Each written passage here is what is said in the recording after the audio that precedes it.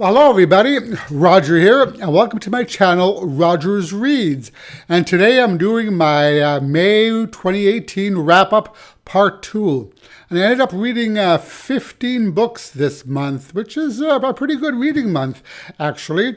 And I did the first part a couple of weeks ago, around the 15th of May, I think it was.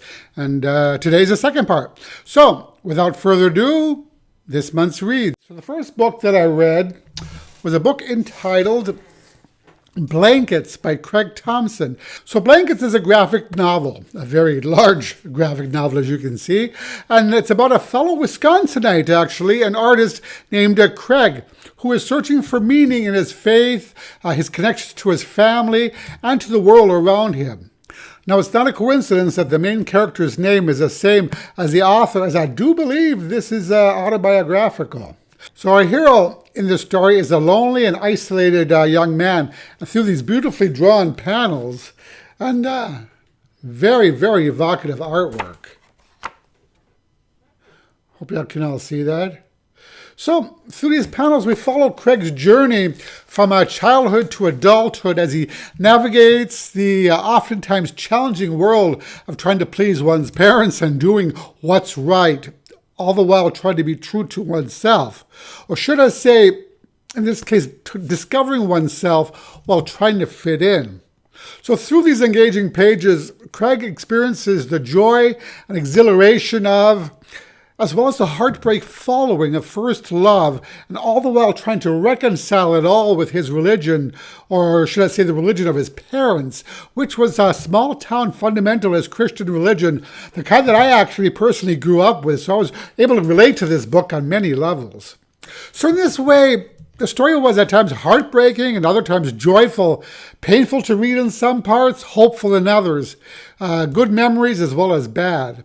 Now, this was one of those books that I absolutely devoured, and though it was quite enormous, I flew through it in only a couple of readings. I thought that the illustrations were expressive and moving, and the author's ability to capture so much emotion in facial expressions of these drawings really captivated me. It's the kind of story that can completely lose yourself in, or at least I did. By way of his brilliant artwork, the author was able to pull me from my world into the mind of an adolescent and all the uncertainty and fear that goes along with that, bringing me back to my childhood as though it were just yesterday. You know, it's funny. As I was reading this, I thought of it as a quiet read. And you know, it really was. So much was said in the drawings without the need for extraneous words.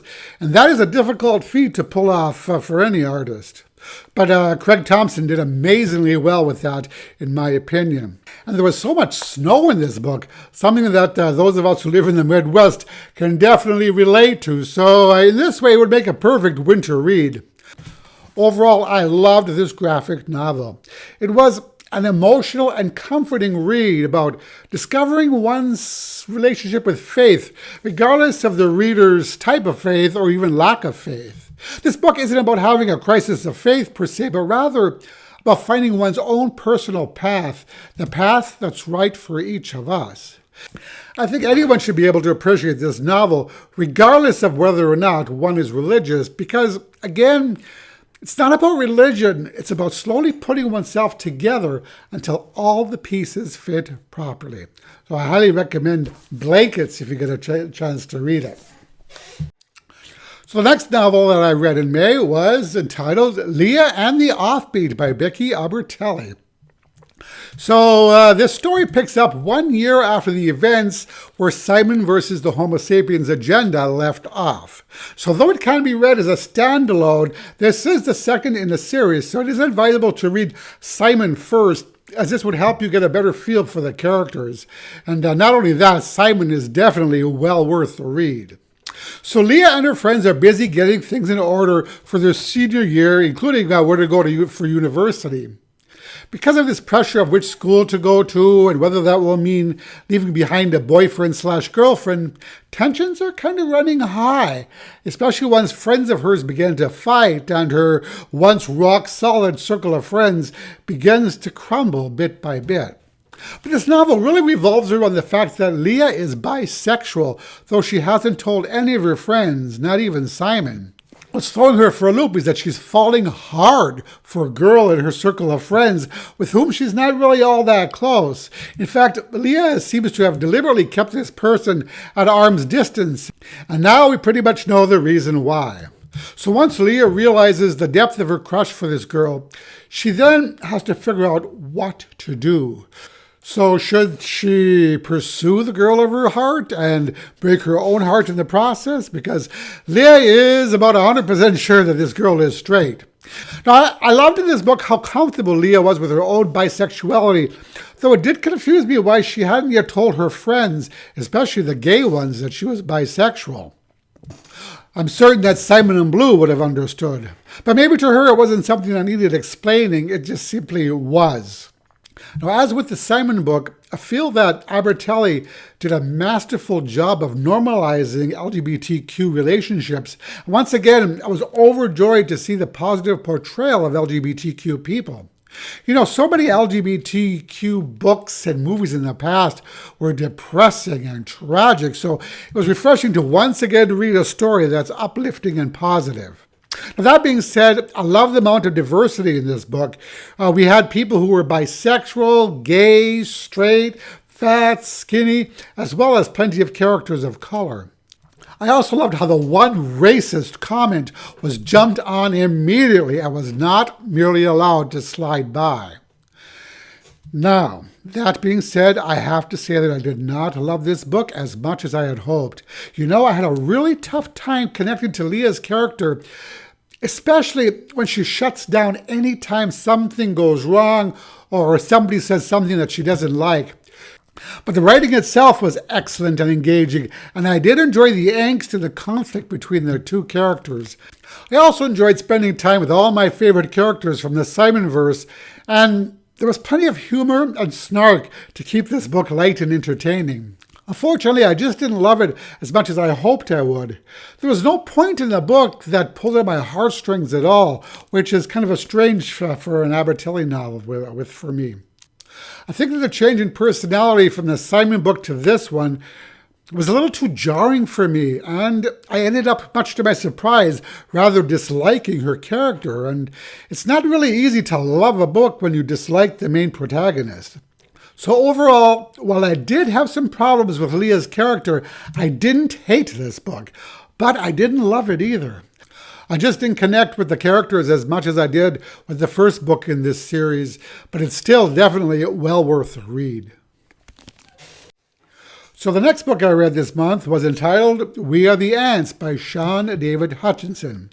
So this story follows Henry Denton, who for years has been periodically abducted by aliens, whom Henry refers to as sluggers. I think it was because they kind of look like slugs or remind him of slugs. But there's been no probing going on, or at least that's what Henry tells us. So after this had been going on for quite some time, the aliens communicated to Henry that the world was going to end in 144 days. But not all hope is lost. All Henry has to do is push a big red button to stop it, and wham, Earth saved. But the kicker is that Henry isn't sure that he wants to press the button. You see, Henry's not all that pleased with his life at the moment. A year ago, Henry's boyfriend committed suicide, which Henry seems to be blaming himself for. He's also constantly tortured and bullied at school, with one of the bullies, a popular jock named Marcus, using Henry for sex, though he tries to assure Henry that he really does care for him, but it's up to the reader to decide whether that's true or not. So there's the constant taunts at school with the students referring to him as Space Boy because his jerk of a brother told everyone at school about the abductions. Oh, and his jobless brother has just gotten a girl pregnant. And his mother was an alcoholic, and his grandmother has Alzheimer's, and because of the disease, Henry recognizes her less and less as each day passes. You know, as a reader, I could really feel Henry's desperation pour out of the pages. So the more Henry thinks about it, the more the idea of wiping the slate clean sounds like a pretty good choice to him, because right now, he's not really feeling like the world deserves to be saved. But he hasn't made his decision yet. He's trying to find a damn good reason for saving the Earth. And then one day, a new boy named Diego arrives at school, and Henry and the boy connect. So up to this point, Henry was almost certain that he was not going to press the button and the hell with the Earth. But now there's someone that he can confide in, someone to support him. So Henry begins to weigh his pain against his happiness as the days count down to where he has to make the ultimate decision. So this book was a tough one to read in places, as it was pretty clear that Henry is extremely depressed, grieving for his boyfriend, and keeping every traumatizing experience he's going through inside. So in this way, a lot of heartbreaking things happen to our protagonist. Henry's not just some angsty teen, but he's going through some very serious shit. But this book is so worth the read, in my humble opinion. It's beautifully written and asks some really tough questions. It really gives the reader something to think about afterwards, and all the characters in this book are phenomenal. I can state pretty truthfully that I will definitely be rereading this in the future, probably the near future. So the next book I read in May was a book entitled My Brother's Husband by Bengoro Tagame, I believe his name is pronounced. I did this as part of Simon Savage and Ollie Bliss's Queer Quarterly that they are doing on each of their channels. And this was the first book in the series that they're reading. I'll put a link to each of their channels below. Hopefully I'll remember. This was my first manga, so it took me a little bit to get used to how you read from the back of the book to the front. So the story follows Yichi, a single father raising his young daughter Kana. So Yichi and Kana's lives suddenly change one day with the arrival on their doorstep of a hulking, lovable Canadian fellow named Mike Flanagan. So Mike tells Yichi that he was married to Yichi's recently deceased twin brother Ryoji, who I believe Yichi hasn't seen for about 10 years. Now Mike, who is still relatively raw with grief, is on quite a kind of a quest, you could say, to explore Ryoji's past. So he planned this huge trip to Japan, and getting to know Ryoji's family was the first step. So it follows as Yichi's slowly coming to terms with his feelings about his brother and his brother's homosexuality, and we see his struggle as he tries so hard to accept something that he doesn't really understand. There was tension between Yichi and Mike initially, a lot of it really subtle, which I felt the artist did a really excellent job at portraying. It portrayed relationships as messy and complicated, not as cut and dry as we may sometimes think. Yichi also has a very spirited young daughter named Kana, who really shines a light in every scene that she's in. She's still trying to understand what homosexuality is, and the sweet, innocent questions she asks as she attempts to understand are both illuminating and heartwarming. She's quite taken with Mike, actually, and doesn't hesitate for a moment to refer to him and to think of him as family. So, while there are twinges of homophobia, the story is more about acceptance and how difficult it might be for someone to actually open their heart to someone or something so different than themselves. It was endearing how this lovable Canadian fellow ended up touching the lives of everyone around him in the story. Now, this was an absolute delight and pleasure to read, and I really, really love the artwork in this book. It was so evocative, and so much was said in very little words. And in fact, there are several panels where there were hardly any words at all.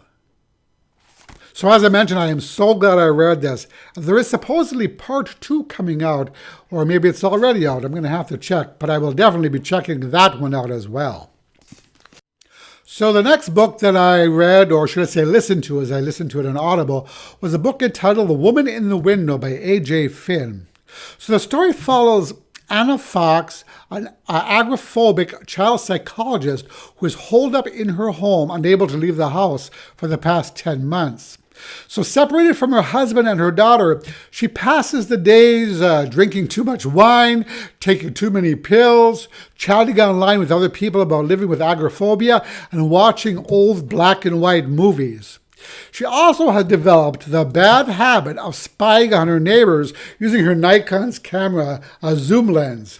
She becomes especially intrigued by the Russell family across the way, Jane, Alistair, and their teenage son Ethan, who recently moved in across the street. So much like the characters in a Hitchcock film, Anna becomes obsessed with her new neighbors until one night, while spying through the Russells' window, Anna sees something she shouldn't have. Or did she? From this point forward, Anna's world quickly crumbles around her as we learn that nothing is as it seems, which is one of my personal favorite tropes. So now she has to convince everyone around her that though she was heavily medicated and drunk, what she saw was real and not a hallucination. Now, as I mentioned, I listened to this in an audiobook, and as the story unfolded, I felt as though I were listening to a Hitchcockian thriller with a modern twist to it. There definitely seems to be a strong Hitchcock film influence here, and the entire story felt quite cinematic to me. So the story unravels slowly, much like poor Anna's supposedly safe world, and the numerous twists and turns and direction changes all added to the story's element of suspense. I also especially enjoyed the countless old movie references peppered throughout the story. I found Anna to be a simply enchanting protagonist. The detailed descriptions of her struggle with agoraphobia was compelling and mesmerizing. And because of this, the book was quite unput-downable for me. So now, because of the drinking and the drugs, we come to realize that Anna is somewhat of an unreliable narrator, making the story all the more compelling when we're not entirely sure what she sees or what she believes is real. She's such a complex character. One moment she's clear and sure of herself, while other moments the scenes are muddled and dreamlike. So though we're not sure we can trust her, especially when she also appears to be a compulsive liar, Anna's character is likable, sympathetic, and for many of us, even relatable. I mean, who doesn't drink wine and spy on their neighbors? This is a strong, character-driven story that I found engrossing and suspenseful, especially once the pace picked up during the second half of the book. It was a rich, riveting, and intoxicating novel with gorgeous, tension-filled scenes that sucked me right in. I really would recommend this novel to anyone who loves suspense, psychological thrillers, old movies, and tales with a little darker twist to them. So the next book that I read in May was entitled Undead Girl Gang by Lily Anderson. So once I read the quirky synopsis of the story, I was instantly hooked and couldn't wait to get my hands on this book. And I was not disappointed. I love this story from beginning to end. So the story. When Mila's best friend Riley shows up dead in a nearby creek and police label her death a suicide, Mila is beside herself. Though she's devastated and stricken with grief, she's sure deep in her heart that Riley would never, ever kill herself, and repeatedly insists to her parents, to police, to school administrators that Riley was murdered. Moreover, Riley's is the third death at her school in the past week, which smells very suspicious to Mila. So Mila and Riley were both Wiccan, and up to this point have done only minor spell work together. So when a curious ancient grimoire, which is a type of a spell book that contains a resurrection spell, appears on Mila's doorstep, she can't resist the temptation. So given that none of the authority figures in her life believe her theory about Riley's death, she decides to take matters in her own hands and cast this spell. It's the only way to find out what really happened to her friend. The spell, however, not only brings back Riley, but also snobby mean girls June and Dayton, the two other girls who had supposedly hung themselves a week earlier in some sort of suicide pact, or at least that's what everybody believed. So unfortunately, none of the three girls can recall the specifics of their death, but they are all certain that they would never commit suicide.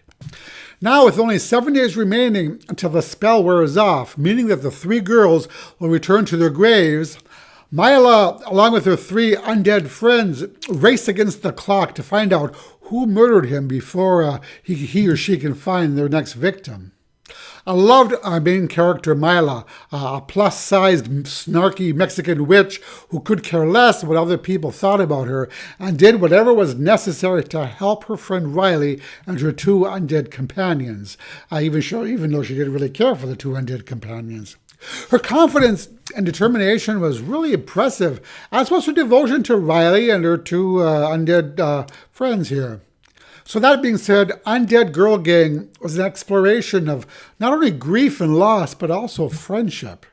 I thought this book was wildly creative. There was one stipulation to the spell which I found exceptionally clever, and which made the three undead girls especially frightening to anyone who encountered them. I also love the author's original and entertaining take on the zombies in this story. So instead of giving us terrifying brain-eating zombies, we get three cranky and snarky undead teenagers who, much to Mila's chagrin, are impossible to control and think nothing of walking on the street in broad daylight in the town in which they were killed, and or even show up to terrorize people at their own memorial. It was also fun watching the girls interact with each other. It's worth mentioning that Riley and Mila were not on friendly terms with June and Dayton while they were alive, so there were some major personality clashes going on in the story, which resulted in some great humor. The snarkiness, feistiness, sarcasm, and backhanded insults had me laughing out loud on many occasions throughout the book. So zombies, witches, serial killers, and a mystery to solve. What's not to love? Though there were murder and mystery elements to this story, it was about so much more than that. And this was really a light, fun-hearted, yet serious look at friendship, redemption, grief, and moving on. And we also have a candid social commentary on high school hierarchies, on keeping up appearances, on belonging, and on friendship. You know, this is one of those books that keeps you thinking long after the last page is turned. This was really a story with some depth to it. So though Undead Girl Gang does deal with some serious topics, it does so in a humorous, over-the-top way. You know, this might be one of the funniest books that I've read so far this year. So the next book that I read in May was a book entitled The Coldest Girl in Coldtown by Holly Black. So this is the dystopian story that follows Tana, who, after a perfectly ordinary night spent partying, passes out in the bathtub. Well, the party turned out to be a big old death trap, and Tana wakes up the next morning surrounded by corpses. That's right. Everyone from the party the night before is dead on the floor around her. The only other survivors of this massacre are her ex-boyfriend Aiden, who's infected and bound to the bed, and a mysterious vampire boy with red eyes named Gavriel, who is chained up next to Aiden. So Tana decides to help both Aiden and the vampire boy. So they manage to escape, but not without Tana getting scraped by vampire teeth on her way out the window. So now faced with the uncertainty of whether she's infected like Aiden, she makes the ultimate sacrifice and decides to go to Coldtown, where she can't hurt anybody or further spread the virus if, in fact, she is infected. So in this world, vampires have come out of hiding and have infected humans all over the world with their bite. The story had an interesting twist on how one becomes infected and how one can actually beat the infection. Hint, it's not easy. And how one becomes a vampire. So I really enjoyed the interesting spin on this. So entire cities called Coldtowns have become quarantined to contain the virus of vampirism, and the borders of these cities are closed off from the outside world, leaving everybody in their borders to fend for themselves, regardless of whether they've been infected or not, or are vampires or human. So this book turned out to be nothing like I thought it would be. I actually went into this knowing nothing at all about it. I thought it was going to be a zombie novel. That's what I got from reading the short blurb about it. So I was surprised that it ended up being about vampires. I think the reason I thought it might be a zombie novel was because the beginning reminded me of there's a TV show called iZombie, and in the first episode, a woman wakes up on a ship after a party the night before, after a zombie attack, and everybody around her is dead. I really enjoyed the different take on vampirism in this novel, especially set in this strange dystopian world. Oh, and I thought the author did an exceptional job with the world building in this story, and I really got a great feel for what Coldtown was like. Shudder. It was a very creepy place, not at all like the 24-hour party town that those on the outside think Coldtown was like. So in this way, the prose is very atmospheric. All around, the writing was beautiful, and I ended up enjoying this book. And the last book I read in May was a book entitled Love Letters to the Dead. So the story follows Laurel, who is giving an assignment in English class to write a letter to a dead person. So Laura initially chooses Kurt Cobain because her sister May loved him, and he died young, just like May did. But Laurel doesn't stop there. She continues writing letters to deceased historical figures such as Janis Joplin, Judy Garland, Amy Winehouse, Jim Morrison, Amelia Earhart, River Phoenix, Heath Ledger. Those are the ones that come to mind right now. There are more of them as well. Soon, Laurel has a notebook full of letters, though she never gives a single one of them to her teacher. And this book is the contents of those letters. So it's kind of an epistolary novel in a way, except we only have one person's side of the correspondence. So in these letters, she writes about her day-to-day high school life, her friendships, her romances. She writes about music and about her family.